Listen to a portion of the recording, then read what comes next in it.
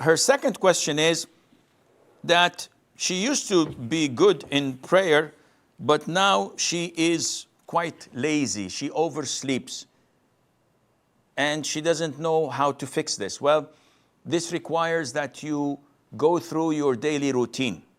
Most likely, people who were steadfast on prayer, had khushu', used to pray sunnah before and sunnah after, something happened in their life. Something was introduced to their lives, such as maybe now you're watching some video clips on WhatsApp that are inappropriate.